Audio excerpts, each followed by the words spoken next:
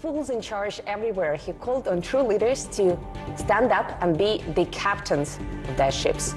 Well, what does it take to navigate the dire straits of life, first as a world-class athlete and then as a world leader? Well, to discuss that, I'm now joined by Prime Minister of Pakistan, Imran. Prime Minister, it's great to see you, great to talk to you. Thank you very much for your time. My pleasure. Now, I began with this somewhat verbose introduction, first because I know of your interest in Sufism, and more importantly because I think your whole life in politics and before that is a very colorful and I think very authentic illustration of following your heart's desires, which was very central to Rumi's teachings and the teachings of other mystics. You're going to turn 70 this year. What keeps you powered? Well, let me say one thing. When a human is born, within him, he's trying to look for God. And this is a constant journey towards God. A lot of people, unfortunately, never ask the two questions. They never ask themselves, what is the purpose of existence? And what happens to me after I die? But whenever they ask these questions, it takes them towards God. The only way you can have the answer to this question, the purpose of existence, what happens to us when we die, is in religion. And all religions answer that question. Science doesn't. So the two ways of existence, one is the spiritual and the other is the material. And for me, if you are on the spiritual road, then you will always be looking for how you can face your God after you die, that you have fulfilled your responsibility as a human being. And our responsibility as a human being is, the more God gives us, the more responsibility we have to lift, to help other human beings. Well, let's talk about this practical aspect of our lives, helping other human beings and the state of the world, which there are a lot of concerns around the world about where it's moving, many apocalyptic projections. I wonder how you feel about it, and how do you feel about Pakistan's ability to adapt to this shifting landscape? Well, the world faces two huge challenges. One is climate change, where the material existence, when we only live in this world for material well-being, then the classic example is how we imperil our own existence, is what climate change is. How we have ravaged the earth, and how we have misused the blessings of God. On the other hand, so that is the biggest challenge, I think, for human beings.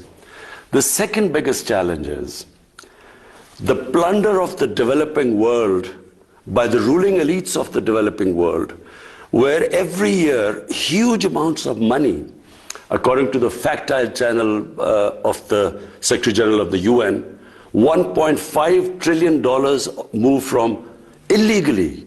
There's a trade imbalance anyway. I mean, the money flows through the trade imbalance to the developed world anyway. But the illicit, the illegal, money laundered by the ruling elites, over $1.5 trillion every year moves to the offshore accounts and Western capitals. Now, this is going to have severe consequences on food, on hunger, on starvation, on imbalance between the rich and the poor. And so I don't think enough attention is being paid to the second one, because the richer countries benefit from it, because they have this capital inflow, so they don't care. But the poor countries are getting destroyed. Now, I mentioned Rumi, and he wrote something to the effect that clever people want to change the world, while wise people focus on themselves. And I wonder if the current predicament, including the ones that you talked about, climate change and the plundering of the human societies. Of the poor countries. Yeah. If that is, in a way, a consequence of some clever people trying to make the world a better place. The plunder is simple. The rich people in the ruling elites, what they do is, when they, as Prime Minister, and me as a Prime Minister, if I want to take money out from Pakistan and my ministers, The only way I can do it is by destroying the institutions that will stop me from doing it. The judiciary, the accountability process, the tax department. So when I destroy the institutions, the country goes down. And this is why countries are poor. But what is happening is the rich countries are now building barriers. They are allowing the capital to come in, but they don't allow the labor to come in. So the only way to stop this people dying of hunger and poverty and this imbalance is for the rich countries to make laws like they have for drug money, like they have for terror financing. They should not allow, for instance, our ex-rulers have living in millions of dollars of properties in London. We can't do anything to get them back because the rich countries, they make it so difficult for let us get the money back. This should change, because if really you want to stop this immigrant problem, poverty in the developing world, then there has to be a way that if, for instance, we say that, look, this person who was living in Pakistan has these huge properties in London, then unless that person can justify that he got this money legally, the property should be returned to us. That would stop the plunder of the developing world. We are recording this interview on the eve of your visit to Russia for a highly anticipated meeting between the heads of our countries, whose relationship for a very long time has been conditioned on others. It's been a function of, other processes, regional, global processes. Do you think Russia and Pakistan have reached that point when they can deal with one another as, self-sufficient actors on a bilateral basis rather than, let's say, looking onto others? Well, let me just go back in history. When the Cold War was, ravaging the whole of the world was divided into blocks. Pakistan moved in with the United States. We became part of the bloc in the Cold War with the US. India actually stayed neutral, but it was very close to the Soviets. Now when I look back, I think initially Pakistan needed help because when we became independent, we were impoverished. There were millions of refugees in Pakistan. We needed help. But, beyond 10 years or so, we should have then been non-aligned, independent country, stood on our own feet, not relied on aid. We became part of a bloc because we got foreign aid. When you look back, foreign aid is a curse for a country because you do not fix your own systems, you do not raise your own revenues, you don't increase your exports, you rely on handouts, and it stops a country evolving and developing and becoming self-reliant. So the world being divided into Cold War blocks and Pakistan becoming part of a bloc, when you look back, it stopped us from developing as a country. Well, you cannot go back, but you can change things moving forward. So do you think at this point... So when you learn from history, you learn from your mistakes. You have to know how to take the knocks. I guess that's your motto in life, right? You cannot move forward in life until you learn from your mistakes. So now what we want to do is not become part of any bloc. We want to have trading relationships with all countries. We have suffered. India became a hostile country, so the trade between them was minimal. Iran had sanctions, so we couldn't trade on the west side. Afghanistan has 40 years of conflict, so we couldn't go north and then to Central Asia. And we couldn't go to Central Asia because we became part of the US bloc, and Central Asia was part of the Soviet bloc. So what we want now is trade with everyone. And what is the purpose behind it? To raise our people out of poverty. That is the main, any head of state, his main focus should be, how do you raise people out of poverty? And the best way is trading with everyone. But Prime Minister, intention to trade is perhaps not enough because, as you know, our countries for quite some time have been discussing a large infrastructure project. I think it's called the Pakistan Stream, a gas pipeline.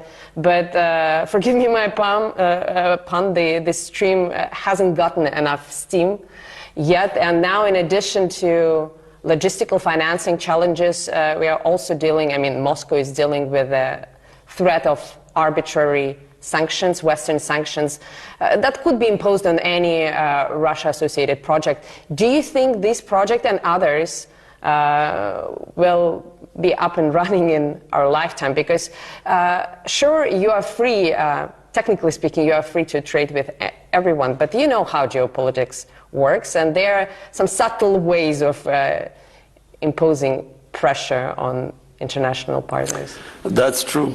I mean, this North-South pipeline, one of the reasons it suffered was the companies that we were negotiating with turned out that the US had applied sanctions on them.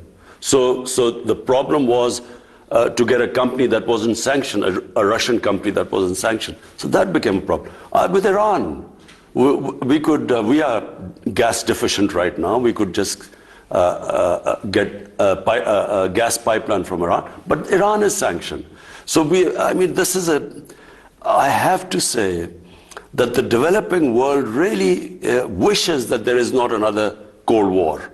Because, you know, how do we go ahead? Our purpose is not that we become part of any bloc. My main purpose is we have almost half our population which is above the bottom 50%, half is above poverty line and half is below. But if there is like this commodity super cycle when commodity prices have gone up, or if there's a shock like the COVID-19, then they start going below the poverty line.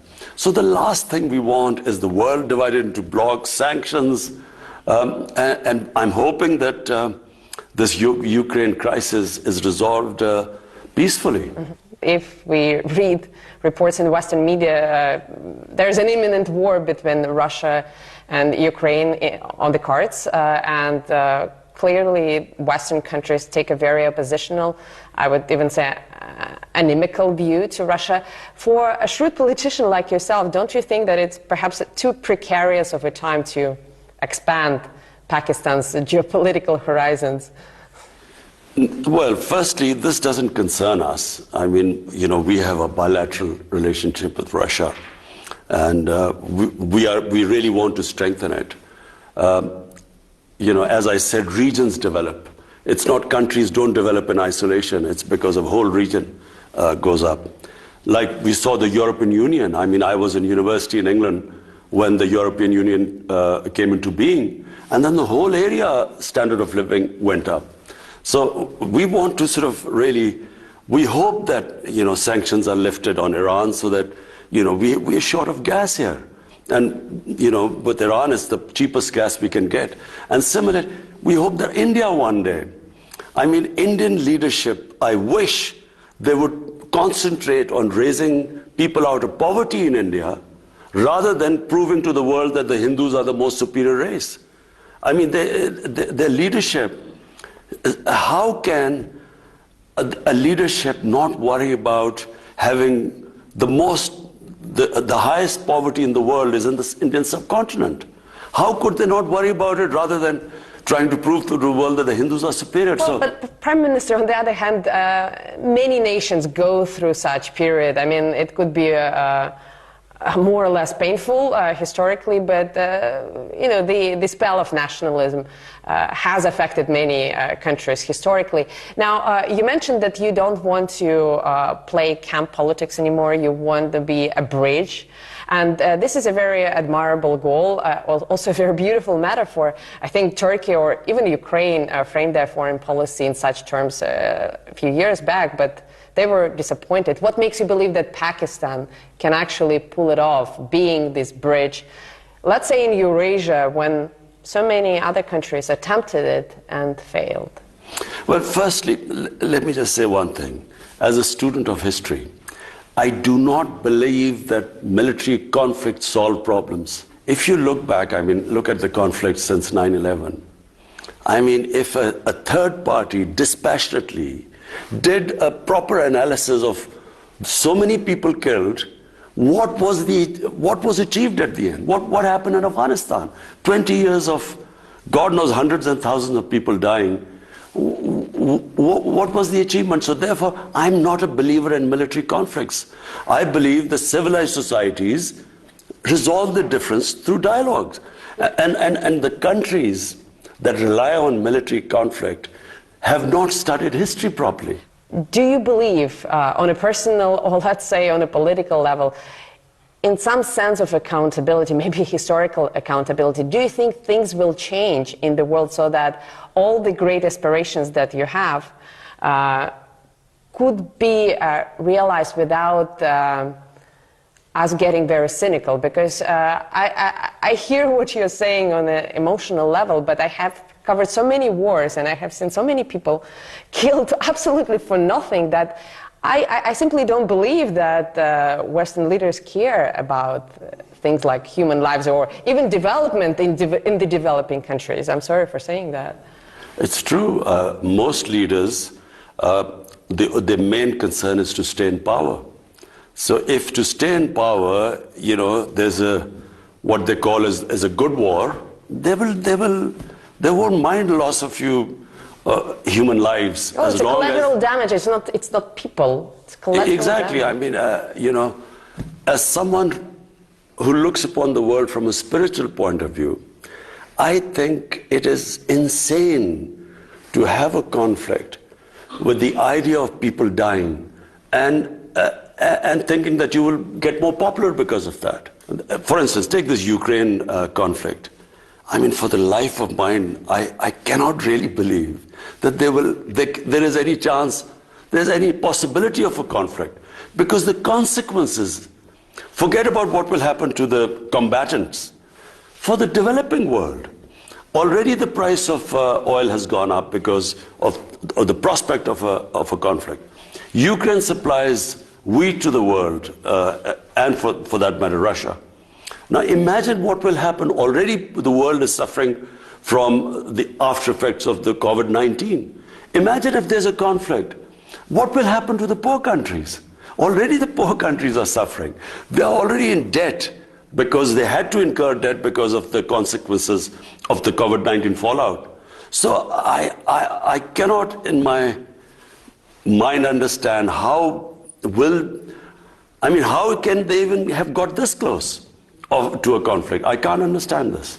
Prime Minister, we will try to figure it out after a short break, but let's take a quick pause for the time being. We'll be back in just a few moments. Stay tuned.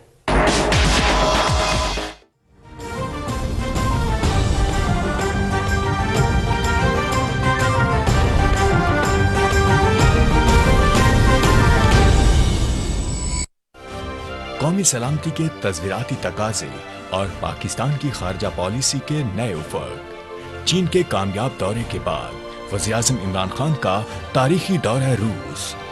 कौमी मफाद में मुतवाज़न सफारतकारी के एक नए दौर का आगाज़। ख़ित्ते में अमन और इक़्तिसादी शराकतदारी के लिए पाकिस्तान की तज़वीराती अहमियत का एक और अहम संग-ए-मील। वज़ीर-ए-आज़म इमरान खान का दौरा रूस।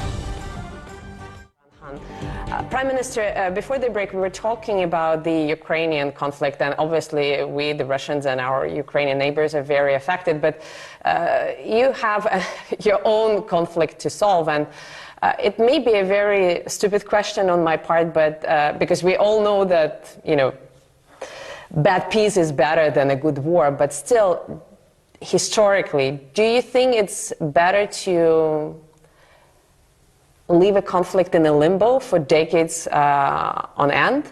Or do you think issues should be solved when they're hot? You see, if humans want, they can solve any conflict. The problem is that the humans, the leaders, and I'm talking about the leaders, I'm sure people in Ukraine and in Russia, everyone understands that if there's a conflict, there will be consequences. Everyone will be worse. But it's not about the people. People on either side don't want this conflict to happen. So exactly. But I think that the leadership in the countries is then stuck that if we withdraw from this position, what will be the consequences to us politically? Because politically there are consequences always. And I think it takes very powerful, great leaders who rise above this and who think about the effects on the human beings. I do want to ask you about great leadership, but very quickly, I know that you have tried to deal with your mutual grievances with India over Kashmir, and I'm sure you're not satisfied with the results of those efforts. Are you going to leave that issue to your successors, or are you still hoping to try something new? You know, when my party came into power in 2018, first thing I did was to reach out to India. And I told them, you know, our only issue is Kashmir. Let's sit down on the table and resolve it. Let's have a roadmap. But I didn't realize, you know, and remember, I'm the one who knows India better than anyone because of course, cricket is a passion, you know, in the subcontinent.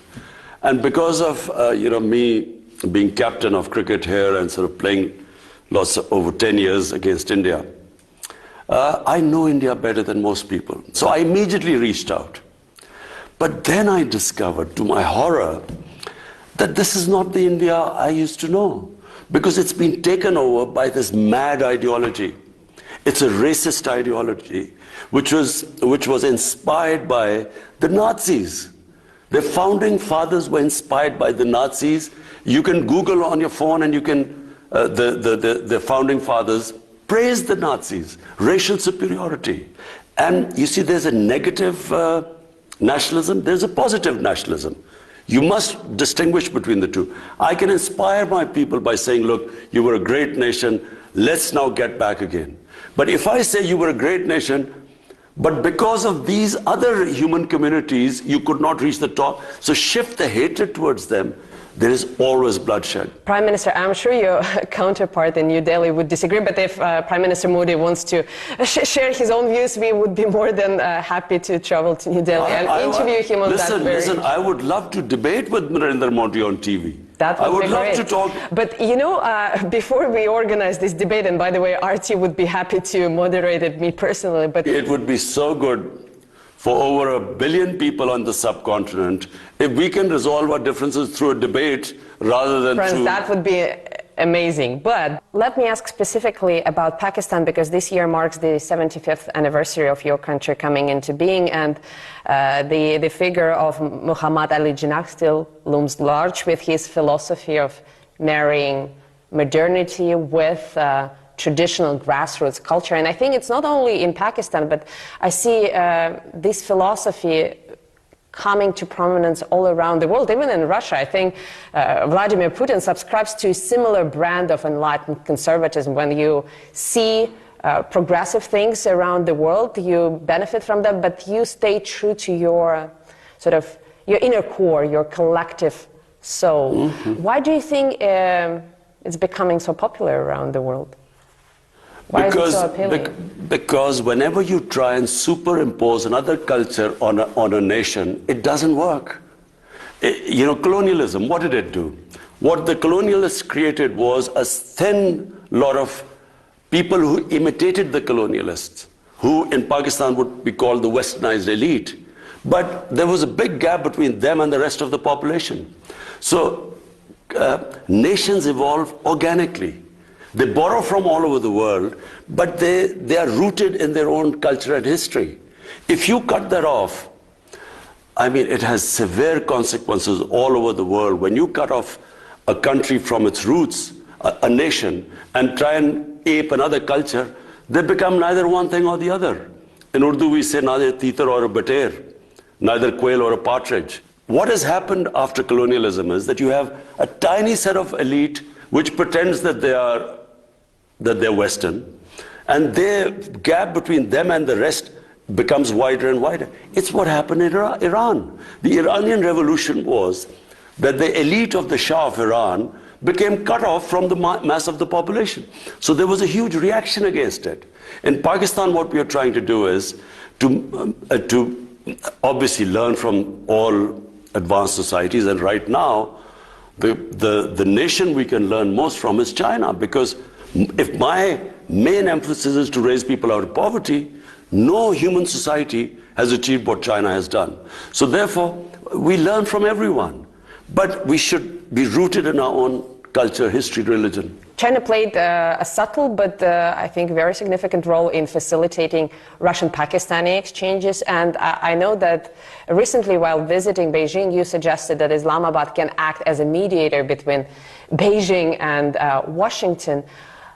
What makes you believe, I'm sorry for being blunt, but what makes you believe that mediation is even possible? Because as far as I understand the American psyche, they are not after understanding, they are not after negotiating on the level playing field, they are after preserving dominance. Would China agree to that? But look, the America I know is very diverse. Any country, for instance, what is happening in India is not what Indians are like. This is not the India of Nehru and Gandhi. This is the India of Narendra Modi. A tiny, highly organized elite has taken over India, just like the Nazis took over Germany. So, you know, at a given point, there is this extreme nationalism which has been released in the US, and they want this dominance. But surely there are sensible voices in the US saying that conflict is where you are heading. Conflict, Cold War is not the way. There is another way where it could be win and win for everyone. And I certainly believe that the cooperation between China and the United States, and even for that matter Russia, will benefit mankind much more than a conflict.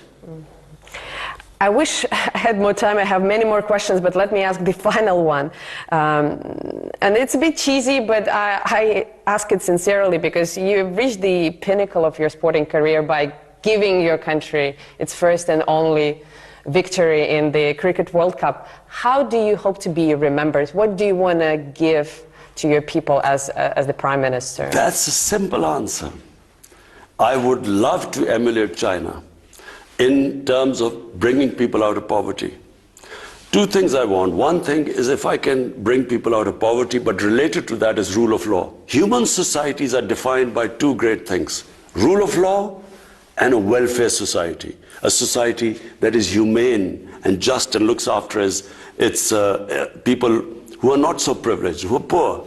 And so that's how I want to be remembered.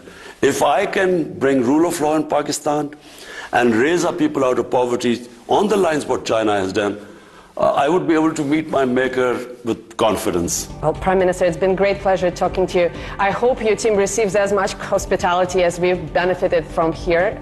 Best of luck in Moscow and best of luck for your I'm endeavors. looking forward to my trip to Moscow. Thank you. And thank you for watching. Hope to see you again next week on Worlds Apart.